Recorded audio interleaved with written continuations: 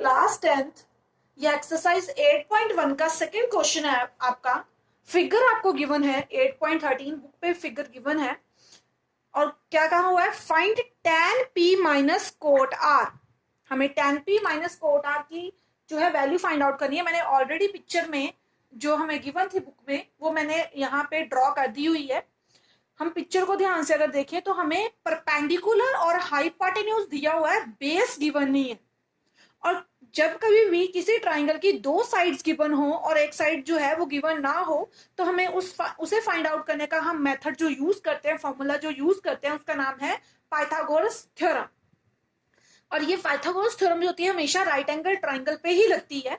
तो हमारे पास ये राइट एंगल ट्राइंगल है जिसका नाम PQR है और हम यूज करेंगे पाइथागोरस थ्योरम।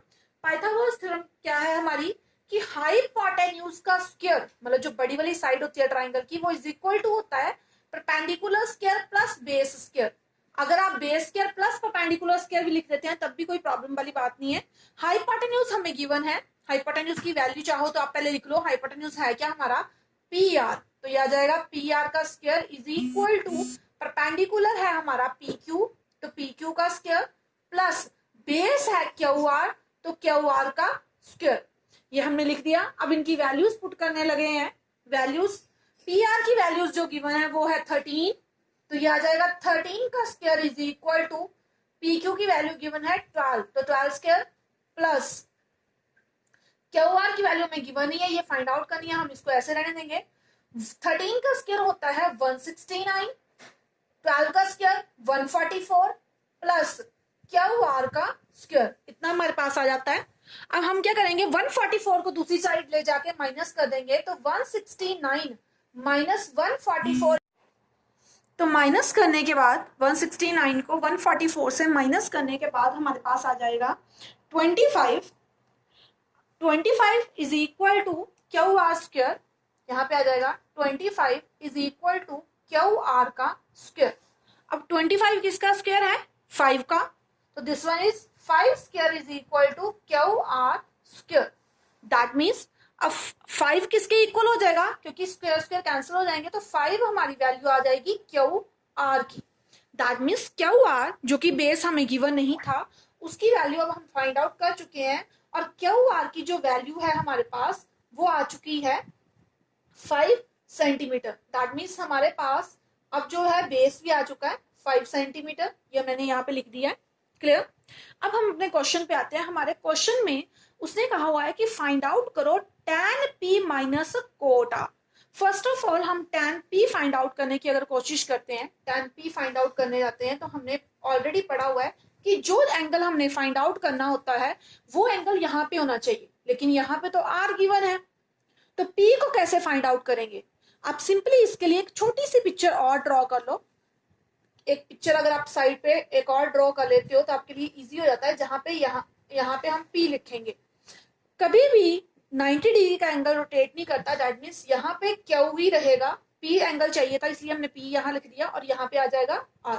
अब डायग्राम को देख के हम इसकी वैल्यू पुट कर लेते हैं। QR हम साथ में रीड करेंगे, QR and this one is QR। ये हमारे पास 5 है।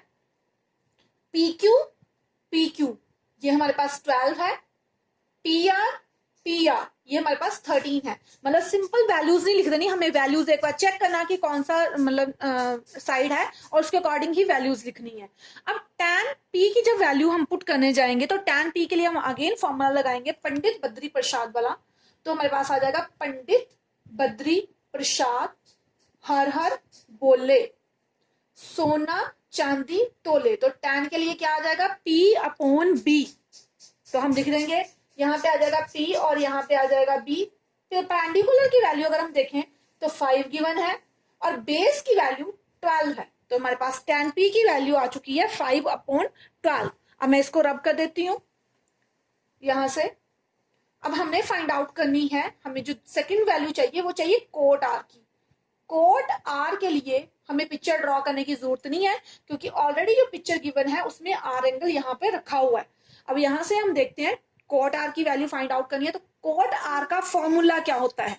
हम जानते हैं कि कोट जो है tan का अपोजिट है, दैट मीन्स ये आ जाएगा बेस अपॉन परपेंडिकुलर।